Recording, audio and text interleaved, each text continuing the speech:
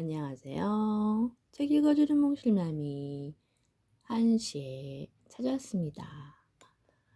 오늘도 1월이 금요일이에요. 너무 춥죠, 지금. 영하 10도, 체감 온도는 15도, 16도인데 정말 추워요. 밖은 얼마나 춥겠어요. 옷 단디 입고 어디 외출하실 때는 정말 따뜻하게 입고 다니세요. 오늘 같은 날은 집에 있는 것도 좋을 것 같아요. 저처럼요. 그리고 책을 읽어주시고요. 제 책을 읽을 때마다 여러분들이 많이 들어주시는 거 맞죠? 들어주세요. 그럼 3회를 읽어드릴게요. 그의 나는 아벨 보테를 거의 만날 수 없었다. 그는 징집에 앞서 자원 입대했었고 반면 나는 수사학 강의를 듣기 위해 계속 남아있으면서 학사 시험을 준비하고 있었다. 아벨보다 2살 아래인 나는 그의 우리 2사람이 입학할 계획이었던 고등사범학교를 졸업할 때까지 근복무를 연계해 두고 있었다. 우리는 반갑게 다시 만났다. 제대하자마자 그는 1달 이상이나 여행을 다녔었다. 나는 그가 얼마나 변했을까 염려하고 있었지만 그는 좀 더 자신만만해졌을 뿐 예전의 그 매력을 고스란히 가지고 있었다. 우리가 로쌍루르 공원에서 함께 보낸 개학 전날 오후 나는 내 비밀을 가슴에 담고만 있을 수가 없어서 그에게 나의 사랑 이야기를 털어놓고 말았다. 하긴 그는 이미 나의 사랑을 알고 있었지만 그의 약간의 여자가 경험을 했던 그는 대개 조금은 우쭐해하는 태도를 보였지만 그것이 내 기분은 상하게 하지는 않았다. 여자가 정신을 가다듬도록 내버려 두어서는 절대로 안 된다는 것은 공리라고 내세우면서 그는 자기가 말하는 바의 마지막 말을 내가 제시할 줄 몰랐다고 놀려댔다. 나는 그가 말하는 대로 그냥 내버려 두었다. 그러나 그의 뛰어난 논리는 나와 알리사에게는 전혀 도움이 되지 못했다. 다만 그가 우리를 잘 이해하지 못하고 있음을 보여주었을 뿐이라고 생각했다. 도착한 이튿날 나는 다음과 같은 편지를 받았다.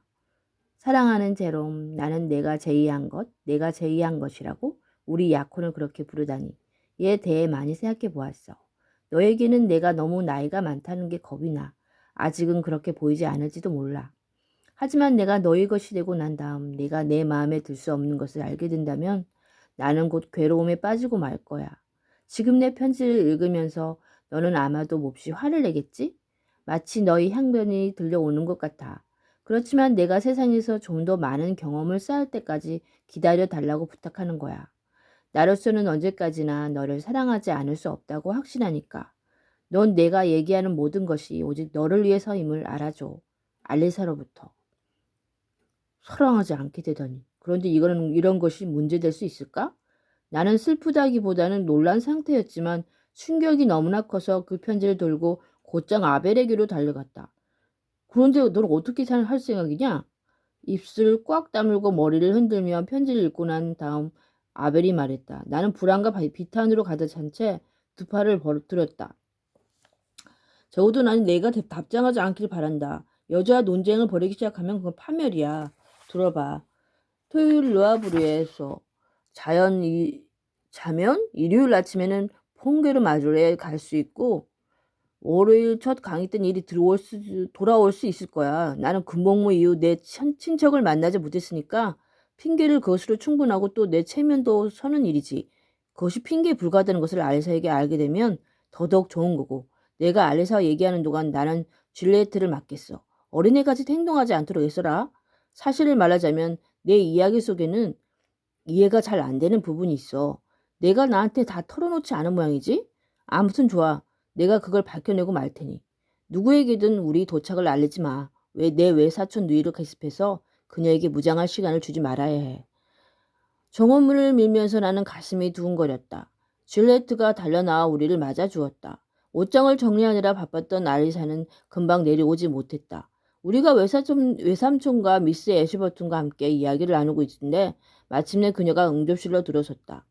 갑작스런 우리 도착이 그녀를 그렇게 당황하게 했다 할지라도 조금 더 그런 내색을 하지 않을 줄 알았다. 아벨이 내게 했던 말을 생각하자 나는 그녀가 그처럼 오랫동안 나타나지 않고 있었던 것은 바로 다 나에 대한 무장을 갖추기 위해서였다고 생각했다. 줄리엣의 매우 활기찬 태도는 그녀의 신중함을 더욱더 냉랭한 것으로 보이게 됐다. 내가 되돌아온 것이 그녀를 못마땅하게 했다는 것을 역력히 느낄 수 있었다. 아무튼 그녀는 자기가 못마땅해 하고 있다는 것을 나에게 보여주려고 하였고 나는 그런 태도의 이면에서 좀 더 은밀한 어떤 감동을 감히 찾아볼 수 없었다. 그녀는 우리 앞 멀리 떨어진 구석이 창가에 앉아서 온통 수놓은 일에만 정신이 팔린 듯 입술을 움직여가면서 바늘자리를 표시하고 있었다. 다행스럽게도 아벨이 계속 얘기하고 있었다.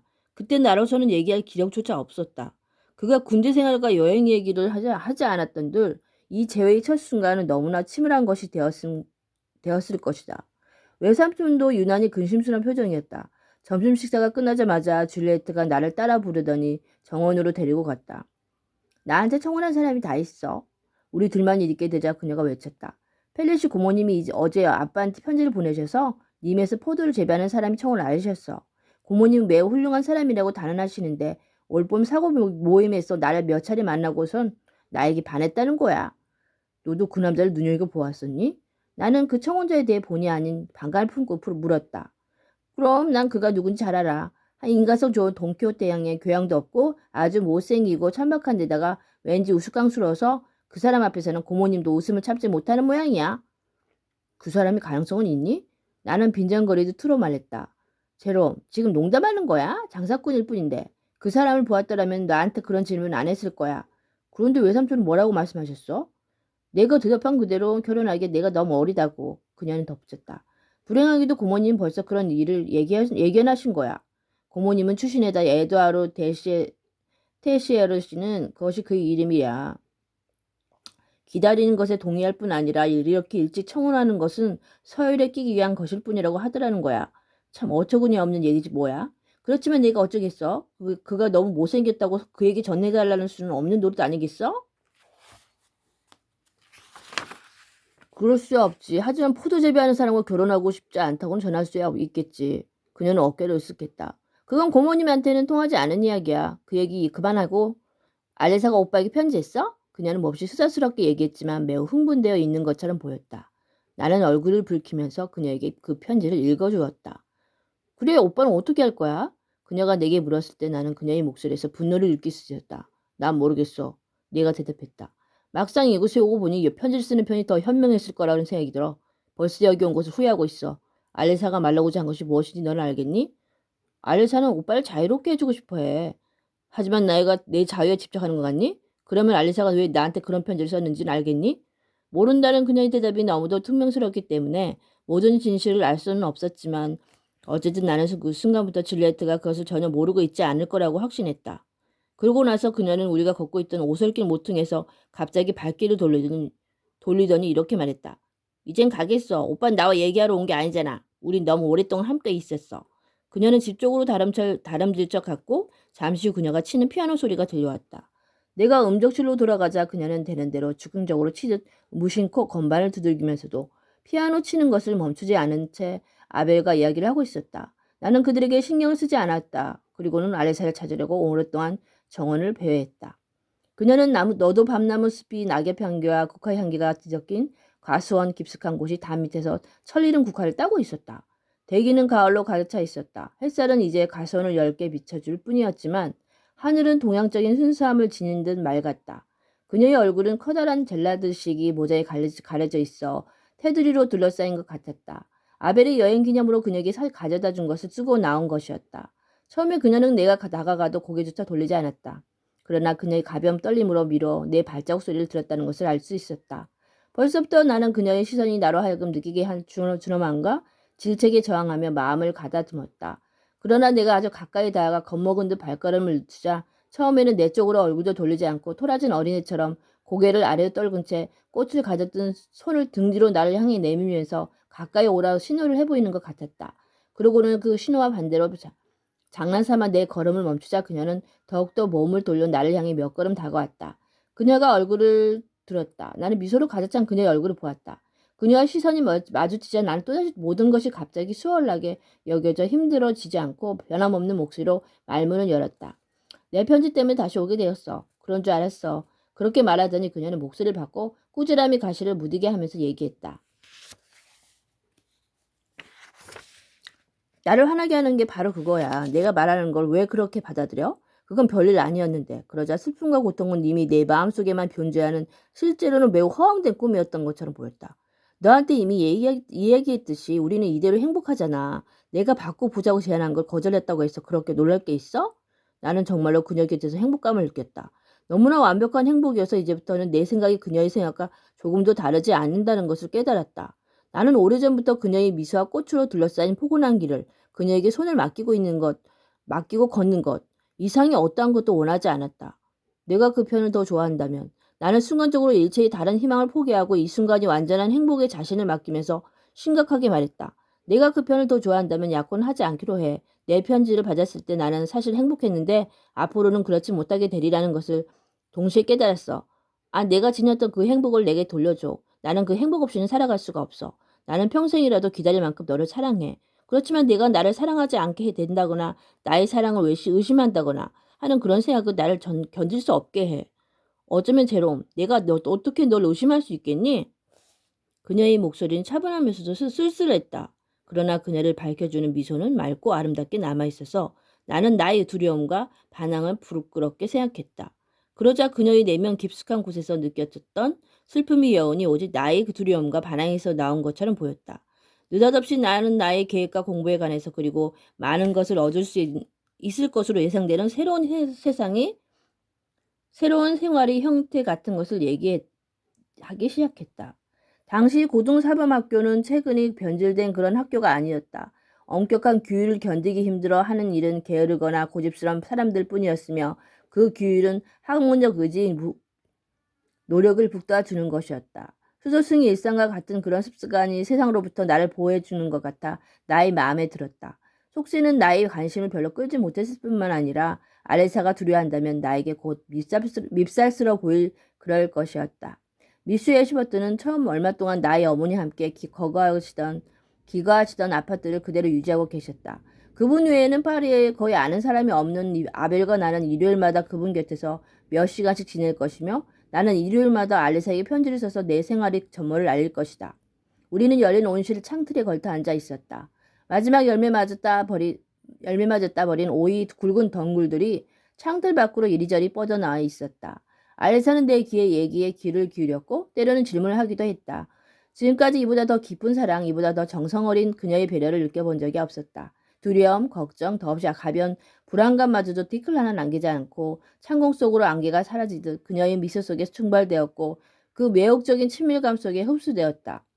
디어 칠레트와 아벨이 우리와 합리하며 너도 밤나무 숲이 벤치에 앉았다. 우리는 각자 돌아가며 쓰인 번 영국의 시인이자 비평가의 시대의 승리를 한 절씩 대풀에서 읽으며 그날이 마지막 시간을 보냈다. 저녁이 되었다.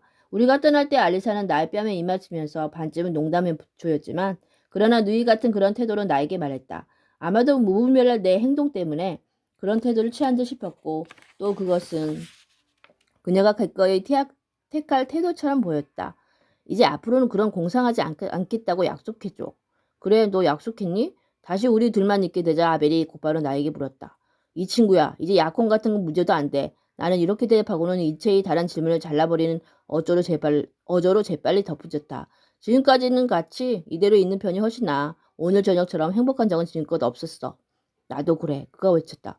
그러고 나서는 갑자기 내 목을 끌어안으면서 말했다. 놀랍고도 기막힌 얘기를 너에게 해줄게, 제롬. 나는 줄리에트에게 미친 듯이 반했어. 작년에도 약간 그런 생각이 들었었지. 그러나 그 후 나는 세상 경험을 조금 했고 그래서 내 외사촌 누이들을 다시 보기 전에는 너한테 아무 말도 하려 하지 않았어. 이제 모든 것이 분명해졌어. 내 인생이 결정지어진 거야. 나는 사랑하노라. 사랑하다니 무슨 소리지? 나는 경배하노라. 줄리에트를. 오래전부터 나는 너에게 형제와도 같은 애정을 느꼈던 것 같아. 그러고는 그는 웃고 장난을 치면서 한껏 팔을 벌려 나를 끌어안더니 파리로 향하는 기차 안의 좌석 위를 어린애처럼 뒹굴었다. 나는 그의 고백으로 숨이 꽉 막혔고 그 고백이 섞여있는 약간의 꾸밈으로 인해 얼마간 거북스럽기도 했다.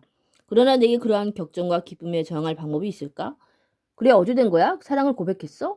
그가 털어놓은 사랑이 토로 사이에 나는 간신히 그에게 물어보았다. 천만에 아니야. 그는 부르짖었다. 나는 역사의 가장 매혹적인 장을 불태워버리고 싶지 않아. 그대를 사랑하노라고 말할 때가 세상이 사랑의 순간 아닐지니. 이봐, 내게 그걸 비난하지는 못하겠지? 느린 보인 너로서는. 그러나 어찌됐든 내 생각으론 그녀 편에서 나는 약간 역정이 나는 투로 말랬다.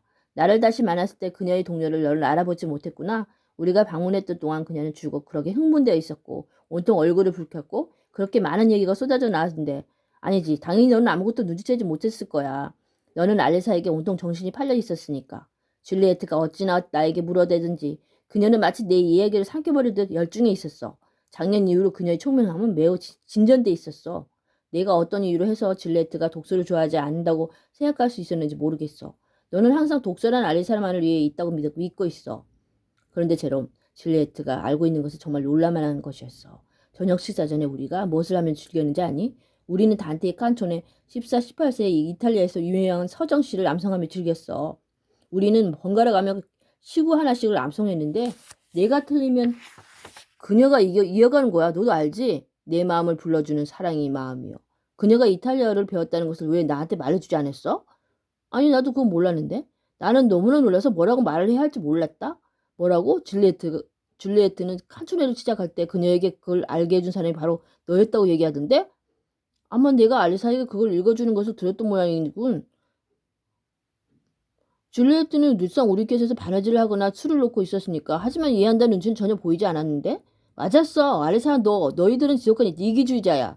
너희들은 온통 너희들이 사랑의 눈에만 속에만 젖어 있었어. 그 지성, 그 영원히 사랑스러운 개화에는 눈길을 한번 던지지 않았던 거야.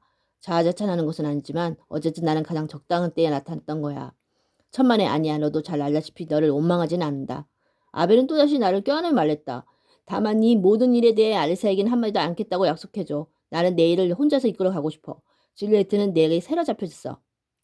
그건 확실해. 다음 방학까지 내버려 둬도 좋을 만큼 나한테 사로잡힌 거야. 지금 이후로 그녀에게도 편지도 쓰지 않을 작정이야. 그런 다음 신혼휴가가 되면 너와 나는 노아부르에 가서 휴가를 보내고 그러고는 그러면 관리사는 단번에 우리 약혼을 알게 되겠지. 나는 그걸 재빨리 해낼 생각이야. 그리고 무슨 일이 일어날 것인지 알겠니? 내가 끌어낼 수 없는 알리사의 동의를 우리 성실한 힘으로 내가 너한테 얻어주겠다. 이 말이야. 너희들이 결혼하기 전에는 우리도 결혼식을 할 수 없다고 그녀를 설득하겠어. 그는 고갈될 줄 모르는 말이 흐름 속으로 나를 빠져들게 했다. 그것은 기차가 파리에 도착했을 때도 우리가 고동사범 학교로 돌아왔을 때도 그치지 않고 계속되었다. 우리는 여기서 학교까지 걸어왔고 그리고 꽤 늦은 시간이었는데도 아벨은 내 방까지 도 따라와서 아침까지 지칠 줄 모르고 이야기에 열중했다. 아벨의 열정은 네 사람이 현재와 미래를 마음대로 결정지었다. 그는 벌써부터 우리 두 쌍의 결혼에 대해 이야기했다. 그는 각자의 놀라움과 기쁨을 상상하고 묘사했으며 우리의 아름다운 이야기와 우정과 내 사랑에서의 자기 역할의 비중에 도취하기도 했다. 나는 그렇게 달콤한 열정으로부터 내 자신을 잘 방어하지 못하고 마침내 그것에 젖어드는 듯했고 그의 공상적인 이야기의 매력이 서서히 무너지고 있었다. 사랑으로 인하여 우리 야망과 용기도 불어갔다. 학교를 졸업하자마자 보티의 목사님이 주례로 우리 두 쌍의 결혼식은 이루어질 것이고 우리 넷은 함께 미럴 여행을 떠나리라. 그 다음 우리는 거창한 일을 착수하고 우리 아내들은 기꺼이 우리 협력자가 되어주리라. 교수직은 별로 관심이 없으나 글재주만큼은 타고났다고 믿는 아벨은 여편이 성공적인 희곡을 써 그에게 모자라는 재산을 다 삼십간에 얻으리라. 공부로 인해 끌어낼 수 있는 이득보다 공부 자체에 매력이 끌리는 나로서는 종교 철학에 몰두하여 그 역사를 저설해 볼 생각을 했다. 그러나 여기서 수많은 희망을 상기해 본들 무슨 소용이 있겠는가. 다음날 우리는 다시 학업에 열중해야만 했다.